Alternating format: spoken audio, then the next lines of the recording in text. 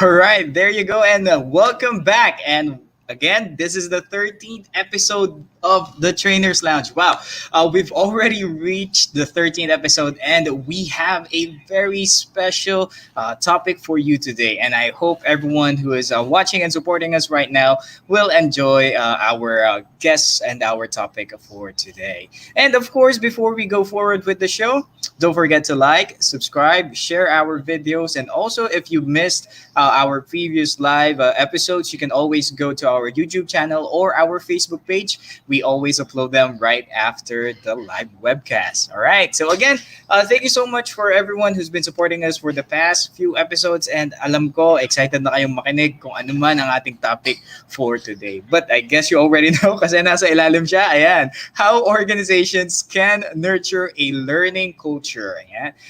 It's actually a good way to think about how we are in the company or how we go around in the company in terms of culture, because a lot of us may not be aware of this kind of culture. And pag sinabi natin culture, ano nga ba talaga yon?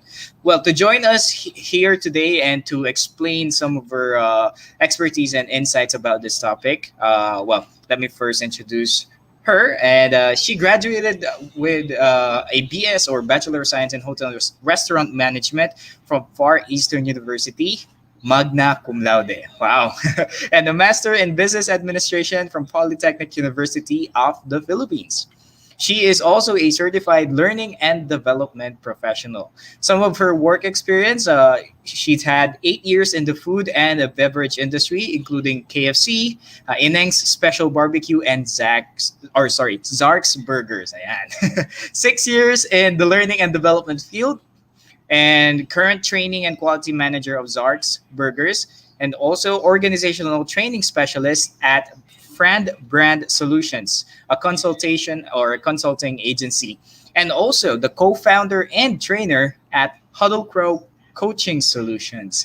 Let's all welcome our guest for today, Miss Celine Tamayo. Hello po. Hello. Yeah, do you All hear me? right. Yun, yeah. Good Yeah, afternoon po. yeah. Kamusta Good naman po? afternoon. Yeah, I'm doing great. A bit gloomy lang here in Caloocan, pero coffee solves everything. Let me guess, maulan po ba? Kanina. Kakahukap I lang. see. Ayun, maaraw Oo. naman. Ayun, that's good to hear. Oh, mahirap yung ano, parang may mood swings yung what they call this, the weather. Pati dito Weather. actually sobrang init. Tapos maya-maya uulan yan, yung nakakainis. True. But anyways, yeah, thank you so much for joining us here today in the Trainers Lounge. And I'm excited to hear what you can say about nurturing a learning culture here, or not just here, but in any other organization. And well, I think let me first ask, what is culture? Pag sinabi natin culture, how do we define it or how do we identify it?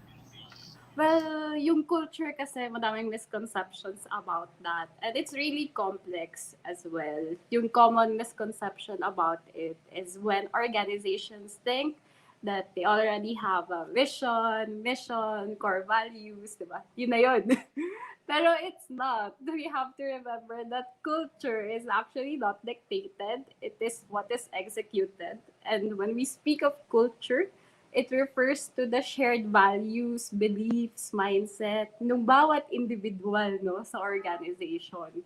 So, ayun, mahabang usapin yung culture, but really, it could be really interesting, especially kapag nasa context ng organizational culture.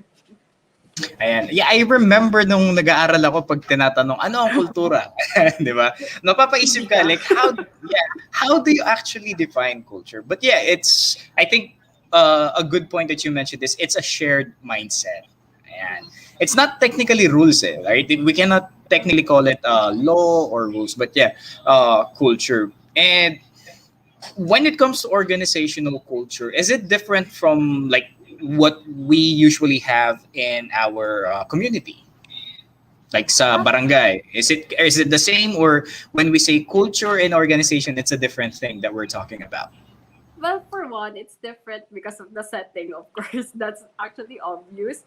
Pero you have a lot of overlapping ideas between this eh. Kasi, halimbawa, yung na-mention mo about sa barangay. Sige, what are the common values of the people there? when you go into the organization, ganun rin naman halos yung titignan mo eh. Halimbawa, for us at Zarks, diba, working in the food and beverage industry, ano ba yung common behavior ng people here? Kasi it varies from brand to brand.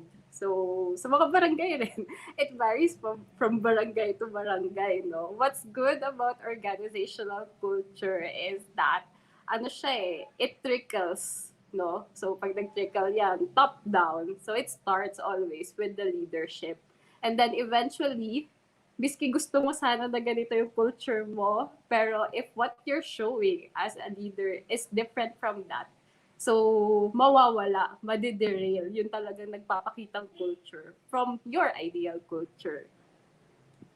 And when we say culture as well in an organization, is it automatically transformed, or does it come out all of a sudden, or are there factors in creating it? It doesn't automatically transform. Pero expect, no, most of the time, majority, na kung ano yung beliefs nung top management, especially the owner or the CEO or the leader, yun yung nagpapakitang culture down the line. Of course, hindi naman yan magic wand na isang pitek lang gusto mo halimbawa gusto mo ng involvement culture, ng learning culture, yun na yun. So everyone has to work towards that goal. Everyone has to work towards the ideal culture. And it's not, it's long-term thing kasi.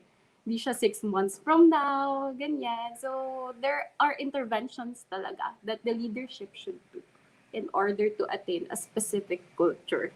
Which is actually a very nice journey, no? Kung titignan ng mga organizations. It's fun, and at the same time, when you talk about culture, it's something that employees and individuals should have to be involved with, no? So you build relationships along the way. All right, ayun, I see. Well, speaking of culture and organizations, how does it actually affect any organizations? How does a culture affect organizations? Siguro the simplest thing that I could say about that, diba, is every organization has a goal. Yan. So, lagi yan. Pagpasok mo ng organization, sige, ano yung vision? Ano yung mission? 2 years from now, ano dapat tayo? But you have to remember that every organization too is composed of individuals. And that's where culture comes in. Kasi meron tayong tinatawag na culture fit or the opposite of it, di ba?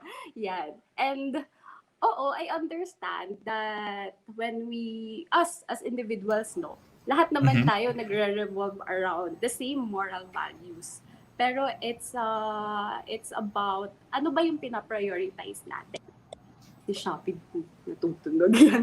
Ano ba yung pinaprioritize na ano ba yung pinaprioritize natin as individuals? And does it align to the organization's priorities, especially when it comes to culture? Kaya nga core values play a huge role on this eh. Pero when you say core values, again, hindi lang yun yung nakasulat doon. Does it translate to what's really happening in the organization, diba? So, back to the question, I might be saying a lot of things here, no?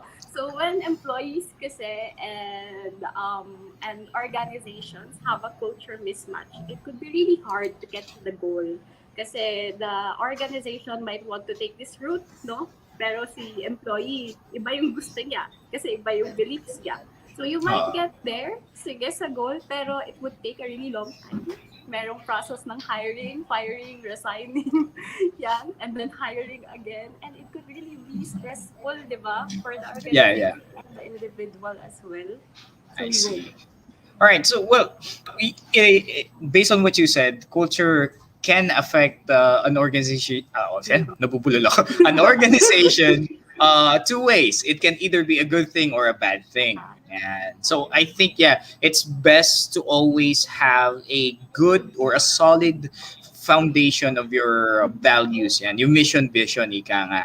Kasi if an organization has those, and everyone in the organization understands well what are the mission and vision, then the cultures that they will be creating will reflect, hopefully, di ba, towards the good side of it. I think I wanted to also add that culture can be subconsciously created. Tama? Yes, I super No? agree with that. Yeah, Sobra. Oo. it's one of those things eh. Kasi pag sinabi natin culture, it doesn't have to be professional eh, right? Even small things like how your workforce speaks na lang. Ayan, di ba? I've been with other companies and the way I speak is different from each company. Parang ganun, di ba? Yes, But yes. I think the most important part or yung mas magandang tignan natin is yung work-related culture which will Mm. surely affect yung core values ng ating organization. Ayan. Now, speaking of culture then in organizations, and na-mention ko na rin na may iba't ibang types, no? Punta tayo sa styles. Ayun. What are some or siguro sabihin natin mga most popular things na or common things na lumalabas when it comes to organizational styles or culture styles, sorry. Culture styles, very common when we attend webinars din, no, from Mhm. other agencies, ganyan. So, nagkakonduct, they often say that there is a bad and a good company culture. Parang Yakult Mhm. lang, ganyan. Good culture, di ba? Pero, it's more than that actually. Yes, there are cultures which are really bad, pero who am I to say that? Who's the employee to Mhm. say that? After all, medyo subjective din siya at times. So here I wanna go over to the different cultures talaga. Let me cite some examples lang na makaka-relate siguro yung mga nakikinig rin sa atin. For Mhm. one, yung culture ng involvement, di ba? How can you actually see kung yun nga yung kultura ng isang organization when Mhm. employees or individuals have this sense of responsibility, shared responsibility, di ba? Sense of ownership. Everyone is empowered to make decisions, although may level yung decision making, di ba? So you can see that there's an involvement culture. Another thing is the culture of innovation. Ito siguro common to sa mga tech companies, no? Mhm. Pero in the food and beverage industry rin naman, where I'm working at, common din naman siya. Kasi we have to release products from time to Yeah. time, which Uh, could be, di ba? Parang Jollibee na, ngayon, binalik yung honey beef honey ganyan. beef. So, Yeah, true. so there's innovation right there. I remember nung first week ko as a new employee sa Zarks, no, meron agad silang pa-contest na among the kitchen people na, okay, gawa kayo ng sarili niyong burger, sarili niyong recipe, ganyan. Wow. Yeah, Wow. oo. Oo. And they actually awarded that. They chose kung sino yung top. And in the future, you know, ilalabas yung burger na yan. And you can be really proud of that, di ba? So, Nice. Oh, I see. oo. So, that's innovation culture. Common sa ating mga Pilipino naman, no, is yung family culture. I think not everyone would agree with that type of culture, no? Pero common siya sa homegrown brands eh. I've read one article about Goldilocks. Wherein ito talaga yung ano nila, proud sila dito sa culture na to. So pag Mhm. sinabi natin family culture, andyan yung thoughtfulness, yan, Oh. compassion. Siguro maririnig mo yung mga people calling each other anak, tatay, nanay. Minsan nakaka-shock, di ba? Especially Oh. back in college, sinasabi sa atin na, oh, you should not call everyone like that. Be professional, ganyan. Pero when you get to that kind of setting, if it works well for them, di ba? Who are we to Yeah. judge them? Di ba? Lalo tayo Pinoy. Talagang yung family culture sa Centered. atin, Oh, family centered yes, tayo. nadadala natin sa organizations yan. And the last would be, although maraming types of culture styles, syempre Mhm. yung learning culture, no? Ayun. Yung mga pag-uusapan natin ngayon. Yan. So, All right. I see. I see. All right. Well, I also wanted to reflect ng konti dun sa mga ibang culture kahit na hindi sila yung mm, focus. yeah, yeah, Yeah, sure, sure. I remembered when I was in a faculty before, ang iba yung dating kasi yeah, I've seen some people say na when work or when in work, it's pure work dapat. You have to be Mm, professional and all that things. But I also experienced kasi na nasa faculty when I was teaching pa.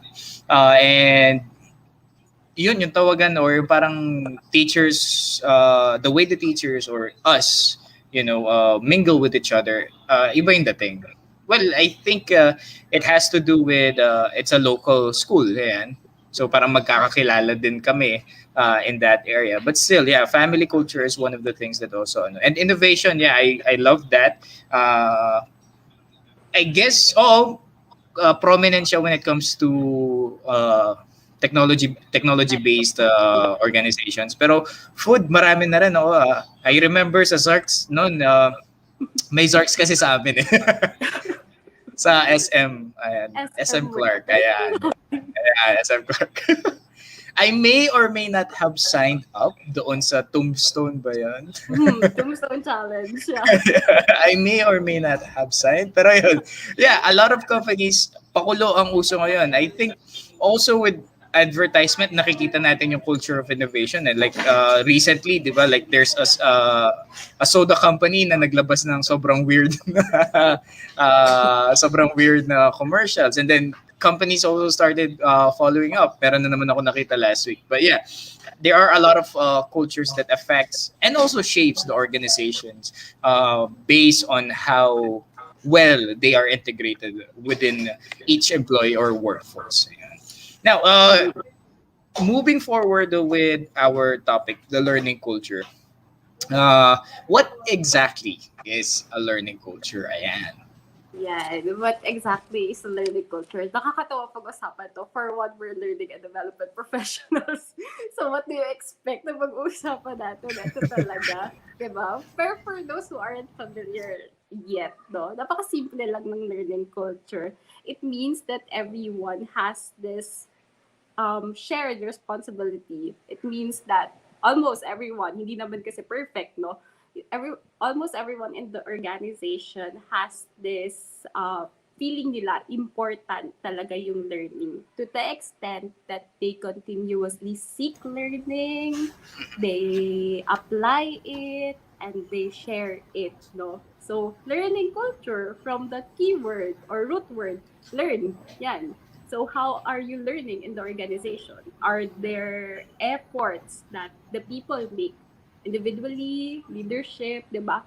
In order for everyone to learn, hindi lang dun sa loob ng organization, maybe outside of it, send them to seminar, workshop, see what's going on around across the industry, and have it integrated, 'di ba? Yung mga best practices inside the organization. So yun yung learning culture.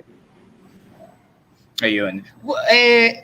Some of the questions that they might have, no, is like, I don't need to learn something. I already know the process with my work. I will not specify a type of work, but let's say, di ba, may ganun din naman kasi sometimes, right? Like, why do I have to come here? Why do I have to attend this? Why do I have to study this? I already know how to do my job from step 1 to step Z or things like that. So, is that one of the things that would affect our learning culture inside an organization? Actually, yes. Oo. Yung mga limiting mindset, no? Yung mga gusto nating matuto in the organization could really affect yung drive for a learning culture. Sometimes kasi kaya nagkakaroon ng ganong mindset, ng ganong reasoning is because employees don't actually know why you have to send them to this kind of thing, to this kind of seminar, to this kind of workshop, diba? And number two, does it really fit them? Kasi minsan naman talaga, we commit the mistakes of conducting training for training's sake, conducting learning for learning's sake, diba? Which is actually bad. Kasi parang, sige, ano yung rationale behind that? Hindi maintindihan ng participant mo ngayon kung bakit siya nandun. Hindi ka alam kung paano niya yun in turn i-apply sa job niya pagbalik mo. So those are some barriers to a learning culture which should be addressed, especially by learning and development professionals na nandun sa kumpanya natin. Ayun. And since we've said that it's a culture that affects the organization, hindi lang naman yung lower level ng company ang kailangan na may ganito, right? Yes. Does it also have to affect the higher ups or the management levels or those at the top? It starts from the top. Yan, yung learning Ayun. culture, grabe.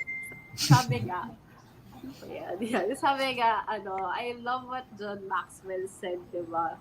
Everything rises and falls on leadership. And it's the same thing with your drive to a learning culture. It would actually start from the top. Ang hirap-hirap kung sisimulan mo yan at the bottom. Especially for us sa food and beverage industry, I would like to share one, hindi ko na sasabihin yung organization. I've worked with different organizations naman. Pero I Yeah, was yeah. talking to my HR friend. Then there's this organization na sabi ko, I'm struggling with this kasi parang there's not much importance, no. I don't see how people value learning. And then my HR friend, if you're watching, you know who you are. And then my HR friend said na you have to realize na these people climbed onto the corporate ladder. Umangat sila sa position nila ngayon with minimal learning efforts, ganyan. Kasi sa totoo lang sa food and beverage industry, you don't have to be a graduate, no? Ng 4-year course, you don't need to take your masters para magkaroon ka ng managerial position. Ang puhunan dito, hard skills talaga eh. And yun, I have to realize daw na these people climb onto the corporate ladder but by their hard skills, di ba? Working for 8 hours a day and then getting into talking to a lot of customers. So how do you actually integrate learning in there? How would you make them realize na there's actually something more in store for you if you get to learn this? And what's common mistake or common limiting belief nga or mindset about that is that hindi ko na kailangan ng learning, na-promote ako ng walang learning. Pero, yun, the reality is, as you climb onto the corporate ladder, di ba, kahit saan yan, you have to learn continuously. You might not know it, pero nagkakaroon ka na talaga ng learning without this formal na mga training. Pero it could be really hard when, alam mo yon, ikaw lang yung tag-e-effort mag-learn without the intervention of the organization, di ba? And yun naman yung role natin sa organizations. How can we Yes, make yes. learning easier? I see. Oo nga naman. Well, it has to do something as well by with understanding where our everyone in the organization is coming from, no? Uh, a lot of them, or in an organization, hindi naman para-pareho ang background. A lot of them will be coming from different experiences, and as L&D, yeah, I think it's our job to make sure that we nourish a learning culture inside the organization. And, well, before we move on with our questions pa, let's go ahead and check our comment section sa mga viewers natin. Ayan, so we have si Sir D. Ayan, Sir D, hello po. Watching daw siya from Dasmariñas, Cavite. Ayan, good afternoon po. And also we have Vanessa and Jose Marie. Thank you so much for watching. Good afternoon din po sa inyo. And also Miss Elaine Ruiz. Ayan, dating guest natin with the topic creativity. Hi Celine and hi Kevin. Thank you so much po for watching. So sa mga viewers po natin right now, if you have any questions regarding our topic today or any L&D questions, type na lang po dito sa comment section and we'll get to them during the discussion. Ayan. So, yes. Ito naman po. We've talked about what is a learning culture. Now, how do you know if you are leaning, kung papunta ka na ba sa learning culture or to a learning culture? How do you know if you are leading into a learning culture? Sobrang interesting ng question, no? Kasi again, this might be subjective, but Mhm. I guess everyone should really nurture a learning culture. So yon, paano ba? Number one question that you might wanna ask yourself or the organization, especially if you're holding a leadership role, no? Is there a system in place for learning? Yan. So, ano ba itong mga system nito? Siguro, hello ka batchmate, I can see the, the comments right here. Yan. Ano ba yung mga learning system nito? Siguro I could better explain that by citing some example. My first legit, Yeah. merong illegit. My first job talaga was a management trainee at KFC. So, Mhm. here in the Philippines, no? So, Yum Brands, ganyan. You would expect na talagang maganda yung yung company itself because it's international or multinational, should I say. Pero what really brought joy to me as an employee is that there's a system in place for training. There's a system in place for learning. Alam mo yon, parang right out of college, I got into KFC and then akala ko, okay, college life ends here. Pero pagbalik mo dun, parang bumabalik sa school. Only, it's a chicken school. Yan. Diba? Parang so we got their management trainee and then they showed us kung ano yung mga dadaanan mong training before you get to actually be deployed at the store. So, hindi ka basta lang i-deploy sa store, okay, mag-brand ka ng manok dyan, di ba? So, there's a system for that. Kailangan mo matutunan to theoretically and then the next day, you have to do this hands-on.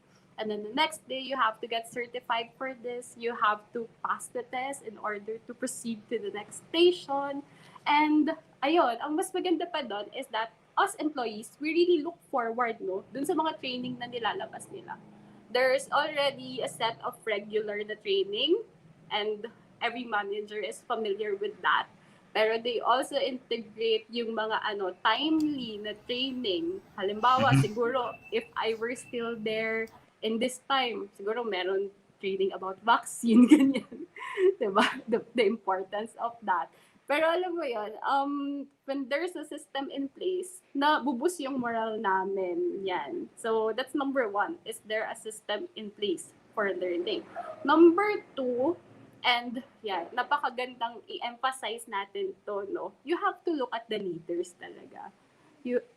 Again, I would say, John Maxwell pala would say na leadership, di ba, everything rises and falls on leadership. The same with learning. If you have leaders who continuously learn, and you can see it, because you will see it naman, di ba, from the simple things that they do.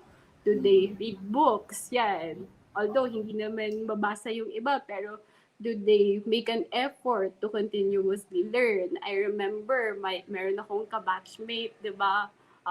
Siguro anonymous na lang yung name, ganyan. Sa CLDP, when I attended the class, I have to get certified. Yun yung reason niya. Kasi all this time, I was certifying people. And yet ako, sino nagsacertify sa akin? So, di ba, dun pa lang, makikita mo na how the leaders put value into learning. So, if you're not there yet, hindi ko naman sinasabing mag-change kayo ng leader, no? That's really hard. That's hindi siya feasible. Baka ikaw pa yung ma-change kung gano'n ang ginawa mo.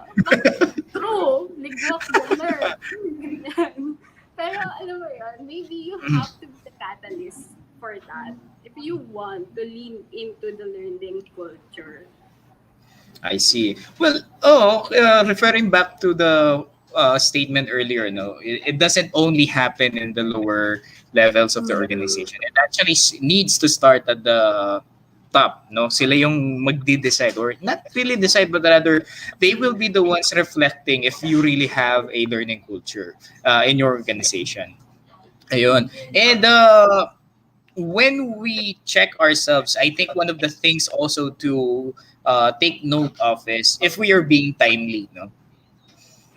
Things change. A lot of what do you call this? A lot of practices also change.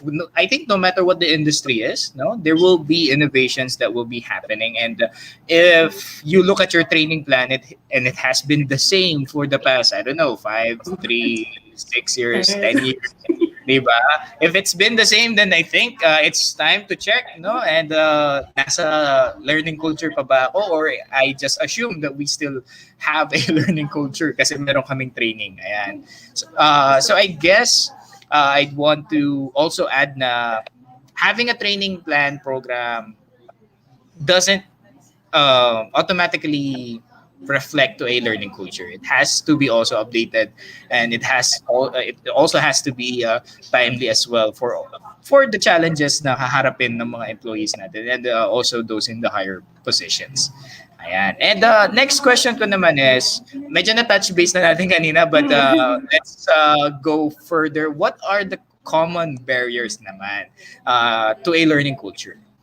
Common barriers. Siguro yung barriers, maganda siya pag-usapan kasi marami sa atin, we would encounter problems like this naman talaga, no? And we have to address it. We have to acknowledge it. Pinaka-common is that learning is an expense. Yan. Hard siya. Masakit for L&D professionals. Pero it's true. Pero you have to understand din, no? Bakit ganon yung nagiging mindset? Minsan sa leadership pa siya nanggagaling. Bakit kaya? Number one is that maybe, just maybe, hindi pa nila nare-realize that much. What's in it ba for them, 'di ba? What's in it for the organization when employees get to learn, 'di ba? And yun, siguro learning is an expense. Well, siguro may bias ako dito because I'm an L&D professional. Pero I always think that learning is an investment. Nagiging expense lang siya kapag yun, yung na-touch base nga natin kanina, di ba? Hindi naman fit sa kanya yung program eh. Hindi naman para sa kanya yan eh. So, pagbalik niya, anong gagawin niya dyan? Wala, di ba? Parang umattend lang siya ng some sort of seminar, nagkaroon ng certificate. Then after that, what? So that becomes an expense nga. So yung responsibility, di ba, is nasa atin din. Those who were given the blessing na mag-spearhead ng learning and development. You should be able to assess kung ano ba yung fit na learning for this position, for this person, minsan ganon, di ba? And I love the saying, no, yung lagi namin tong mention during seminars din eh. The only thing worse than training your employees and then letting them leave is not training them and having them stay. Kasi along with the mindset that learning is an expense, meron pang isang mindset na di ko siya iti-train because iiwan din naman ako niyan eh. But just come on, naiintindihan naman natin yung mga yung mga... Oo, yeah. May tama naman sila kaso when said out loud, medyo pangit pakinggan. Let's just put it that way. Diba? May tama, pero parang may tama. So, gano'n. Bakit? Bakit kaya? Pero siguro this is where, us L&D professionals can help our leaders then understand that people come and go. Diba? Ilan ba yung average na tenure ng employee in an organization? It varies across industries, diba? Pero when you actually think of, halimbawa, sa setting ng coffee shop, ilang espresso na yung na-budget niya, ilang espresso na yung natapon, nasayang, all because you didn't equip that person with the basics of espresso making. Diba? So yun, parang if I might make kwento lang, a little bit lang, promise yan.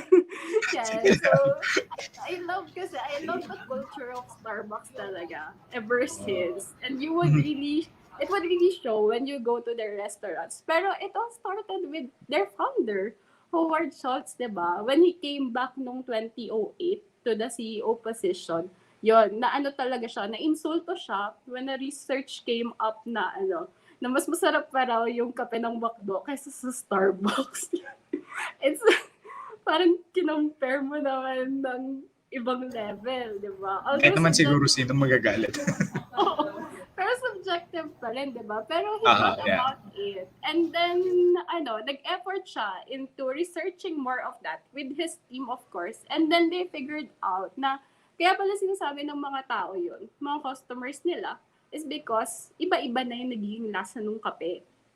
So, what he did was that, although hindi nag-agree yung upper management that time, no, na isasara daw nila yung mga Starbucks across the US for a half day, for a basic espresso training, hindi nag-agree, pero he went on, siya yung CEO pakinyo, ganyan. So, half a day, sige, espresso making tayo. And when leaders show that bold move like that, diba, it would really affect everyone, diba? In his case, yung mga baristas and everyone in the organization. Now, this is how serious it gets when it comes to learning. And this is how we should be putting an effort into learning.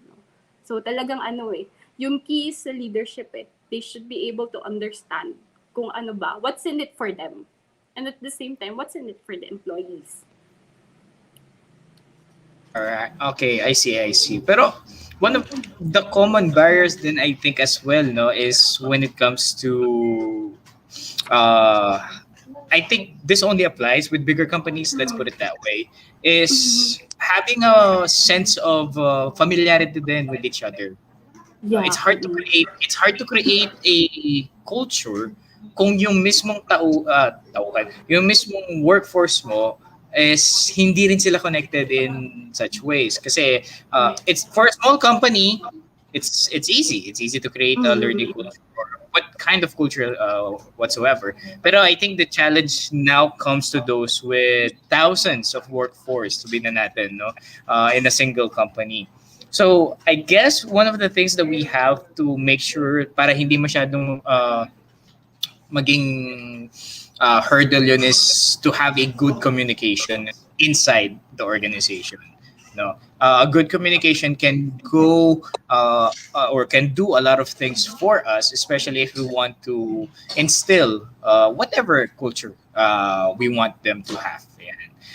We have some commenters here pala, si Miss AJ De La Fuente. Ayan, hey Batch.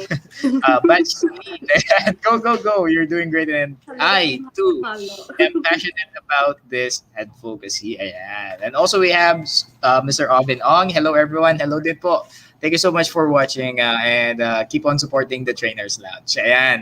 So, yun, going back to the barriers, is there anything you would like to add pa or something kahit yung mga small details lang.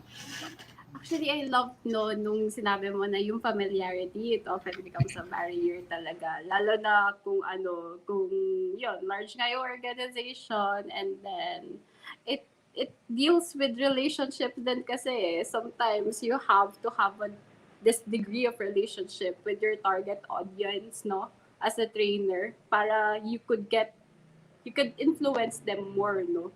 Pag di ka nila kilala, yan, di nila alam ano bang ginagawa ng department mo, Oo. and nagkakaroon na tayo ng mga bias eh. So, yun, I loved how you raised that because it's a true. It's true na nangyayari yun.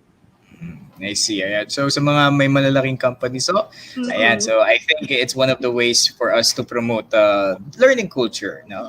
To make sure that it is well communicated with everyone. We have actually a question here from one of our viewers, Miss Rosette Musli. Apart from the leaders being resistant to training, because it is an expense, sometimes it also boils down to employees. Some Mm. employees are resistant. Some just attend to comply with quotation marks or reach a certain number of hours for KPI or bonus. So, how do you encourage employees to embrace L&D? Yun. Yan. Ang ganda ng question niya, no? Kasi siguro we've been focusing on leadership for the past few minutes. Pero yun nga, what happens when employees are resistant? I think, it should be integrated with their performance appraisal as well. Not just yung KPI or bonuses, di ba? It should actually translate and objectives should be clear for the employees who are attending a certain training. Sige, you attend this training, what's in it for you, and then the next thing would be what does the organization expect from you after this training. It should be communicated well, no? And when they go back to their units, ayan, to their branches, ganyan, this is where mid-level management comes in eh, na is it being followed up? Nagkakaroon ba tayo ng follow through when it comes to the training that they have attended? How do you encourage employees to embrace L&D? The first thing would be to make them realize kung ano ba talaga yung L&D. It's really hard to encourage employees when they don't know kung ano yun. And yun, babalik tayo kung what's in it for them. Actually, yun talaga yung motivation talaga ng employees eh. Even naman ng organizations, di ba? When you send someone to training, sige, anong makukuha ko dyan? Out Oo of nga. the employee, yan. And another thing would be to integrate yung learning with career progression and then succession planning. Kasi I eh, see. I guess it's really beautiful when companies do that. diba? Na for every level that you take, there's actually a specific training for that. So, ano nangyayari? Si employee, nagiging excited siya. Yan. I know because I felt that before, no? Especially with KFC, ganyan. Nagiging excited kami to get promoted, yan. From ano pa lang, from Pro B into regularization, meron na dyang training na nag-aabang for us eh. And then after that, talagang ano, yung area managers namin would go into the store after our training to check us on, di ba? Parang, okay, what did you learn about it? This, am I seeing it inside the restaurant? Ganyan. So, minsan nagkakaroon din tayo ng employees who are resistant. Hindi naman siya maiiwasan. So, you have to get back to ito, maraming ano nito factors that play in. Maybe sa hiring process, there's a culture misfit na talaga. Diba? And maybe, employees are not just motivated to learn. You have to look at their unit, no? Bakit? Ano ba yung culture among them? Minsan naiiba sila ng culture eh. Especially sa amin sa F&B, di ba? Ito yung culture nitong areang to. Pagdating sa iba, iba. Kaya nahihirapan, no? How do you encourage? Reward them. Yun yung pinakamaganda. Reward them. Yan. Hindi na, it doesn't have to be monetary. No? Ay, Magmukhang pera naman sila. Oo. Uy, training, bonus. Although, money is an excellent motivator. It's an excellent motivator, yes. Diba? Yan. Pero minsan yung simpleng pag-award ng certificate, minsan din nagkakait pa yun eh. So, what happens when you do that? Parang, hindi ko ibibigay sa'yo itong certificate. Gagamitin mo lang naman ito pag-apply sa iba eh. So, what happens, diba? It's actually reward them. That's the most wonderful thing about encouraging employees to just learn, no? Ayun. So, Rosette, I hope you were able to catch that. And, well, we have some follow-up ano din pala dito. Yeah, comments. So, Mr. Cyril mentions that sometimes, regardless of what you do, if learning isn't part of the org's strategic plan or DNA, it's hard to persuade. Oh, nga. Yeah, I agree with that. It should not stop us from doing what we can and maybe initiate change management, but the CEO, the person on top, has to lead, has to champion it. Oh, yeah, I think we've touched base with that early on. No? So thank you so much for that. Gerard says that I agree. And my boss. Rosette, ayan, nag-update si Miss Rosette. That's true. What's in it for them talaga? Career progression, nice na i-point out, and not just the external motivators. Ms. AJ also mentions gamification amongst the departments is a good technique to get their feet wet and entice them to sign up for training. But of course, WIIFM is paramount. Ayun. So, all of these are actually good things to check. I think it's a matter of trying which will work. Kasi there's no other. That's the hard thing about culture. When developing a culture, there's no set rules or guide on how to develop it, how to maintain it, but rather you as the LNE must know the ins and outs of your company as well, no? Para ikaw mismo malaman mo kung ano yung kailangan and what you need to develop it. Yeah. Which I think is also leading towards to our next question. How do you develop a learning culture? So I think you've touched base some points earlier, pero yeah, so how do we develop a learning culture?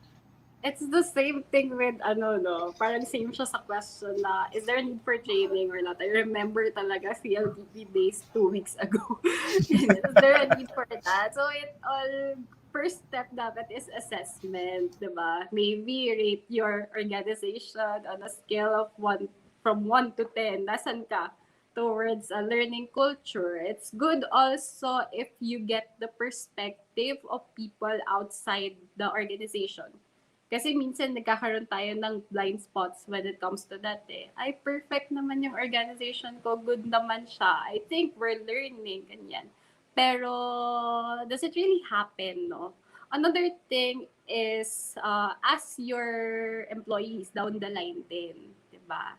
Ano ba yung mga natutunan nila? Hard truth, siguro yung mga sasabihin nila minsan.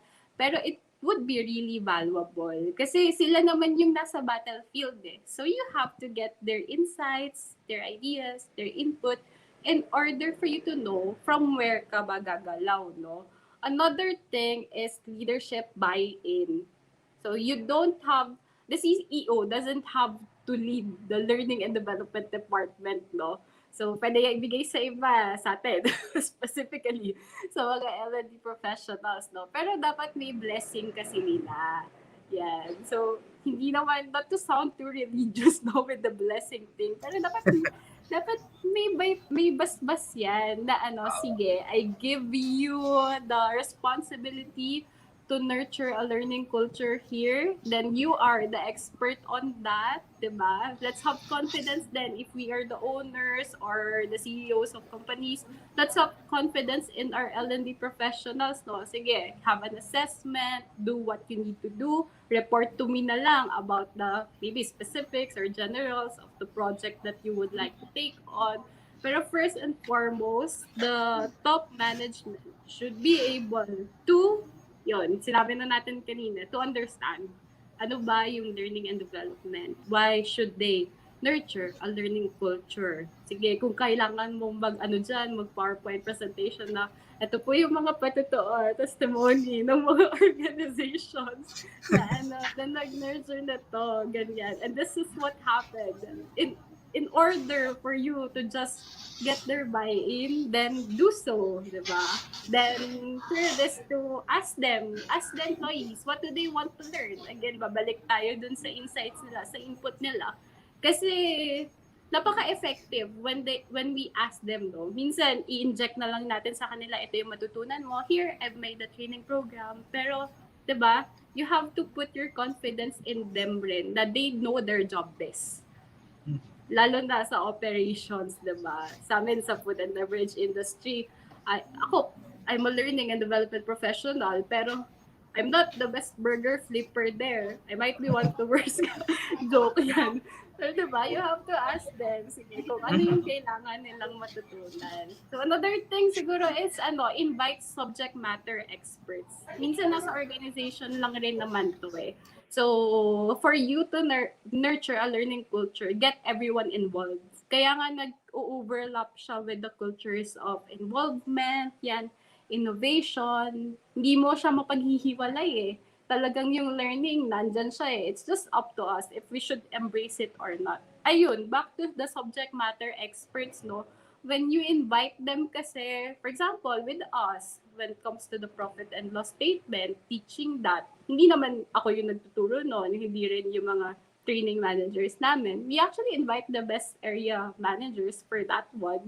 Kasi for one, they do that every day. They check the financials of their stores every day. So they know best. And also, it actually communicates something to the employees lahat na, oh, if I can be an expert in this field or in this subject, diba, I can get to speak there. I can get to teach people. And then, yun, nanganganak siya. Diba? So that's what's good about nurturing a learning culture. And the benefits are really, lagi siyang beneficial. Never an expense. It's always an investment when done the right way. Right, I see, I see. Well, I love the thing when you mentioned that you have to check with other perspectives as well. Oo nga naman, sometimes we have our own blind spots and we might not be actually seeing what needs to be, well, not really work out, but rather to check other things na malay mo hindi mo na napapansin kasi sobrang tagal mo nang ginagawa, sobrang tagal mo nang or it's been a routine for you to do. So yeah, that is actually a good way to do it. And yeah, analysis is always there to help us. Yeah, isa yan sa mga powerful tools natin as L&D, the ADDIE model. Yeah. Then the A or yun, so analysis. That's if you do the analysis part well, I think you can already pinpoint things and therefore fix or at least help your learning culture develop in the organization. And I guess I have one last question in regards to this topic. Now, why should organizations embrace a learning culture? Embrace under the culture. Ay nako. Don't think that I'm just saying this because I'm an L&D professional, no. Actually, organization should really embrace a learning culture because the world is continuously changing. Ayun, sabi mo nga kanina na-mention mo na baka may training program ako pero 10 years na pala siya. Dinaig pa yung K-12, di ba? Sa education field nga, from time to time, nagbabago yung Nagpapalit ng curriculum. Yeah, Oo. true. How much more sa business, di ba? That alone should convince you to nurture a learning culture. It's changing. So, sino yung mag-spearhead ng learning? Sino yung how will you innovate without learning? How do you get your employees involved without actually nurturing a learning culture? Sometimes we have to realize kasi kung ano ba yung mawawala sa atin, it's much more convincing, di ba? Compared kung ano yung magigain natin. Sabi nga ni Bersin, yung sa report nila about organizational culture daw, the single biggest driver of business impact and this is the strength of an organization's learning culture. And I haven't seen a successful organization who did not nurture a learning culture yet. I mean, especially for the F&B industry, no? Starbucks, yan. You know it. You just know it because employees are knowledgeable, di ba? And yun, um, yung pinaka-simple siguro is that you don't want your soldiers unequipped when they go into the battlefield. So think of the learning culture as something like their sword and armor. Diba? When they go into their units, their restaurant, or ko alam kung anong term for other industries, diba? Pero you don't want them unequipped. After all, I understand that the primary goal of business, diba, is to maximize profit. Pero how can you actually expect that it will be the result if you have employees who are, sorry for the term, pero uneducated yan. Di mo binigyan ng armas in order for them to gain profit for you, diba? So it's actually give and take. Yeah, yeah. So yeah, give and take. I love that. Oh, you give them something, it's Yeah. going to cost you something, but think of it as something that you invest in, or rather, think of it as something that will keep your Mm. organization afloat. Kasi kung hindi mo sila tuturuan, then hinayaan mo lang sila, orientation lang, oh, itong gagawin mo, Eh, ito job description mo, gawin mo na yung gusto mo, it might not lead to the best outcomes. So yeah, I think I agree with you with that na don't think of the expense, kung ano yung efforts, but rather think of what will you gain and what will you lose if you don't do it. Ayan. lalo na All right. ngayong pandemic, yun.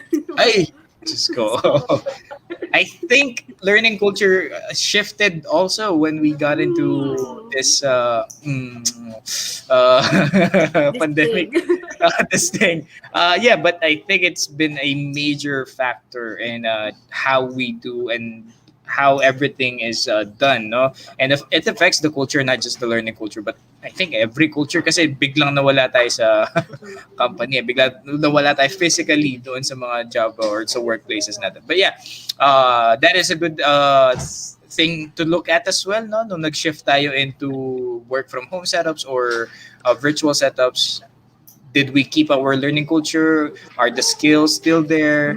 Yun, yung mga yan. So, a few things lang to check para sa ating mga L&D watchers. Yan, all right. Well, that's all of my questions for today. Miss Celine, do you have anything to add regarding our topic before we wrap up?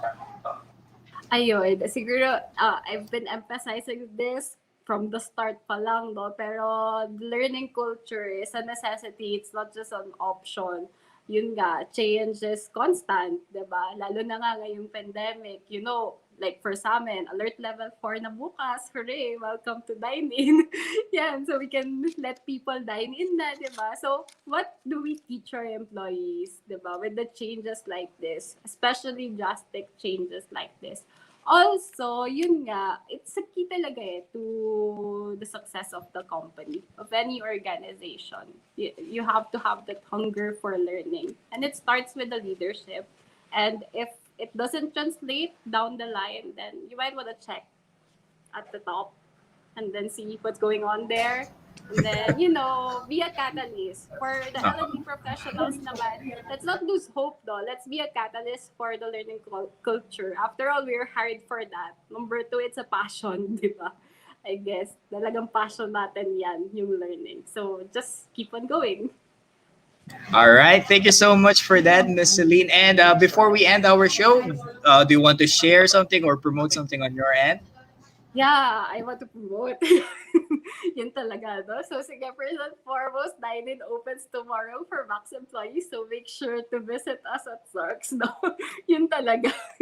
Tapos, number two, and the last one would be, yes, I'm part of Huddle Crow, learning organization. So, please, do check out our Facebook and Instagram pages. And you might want to attend the free webinars. That's every Friday at 8 p.m. It tackles career development, personal development, yeah, things like resilience, which you really need in this time. So please check it out.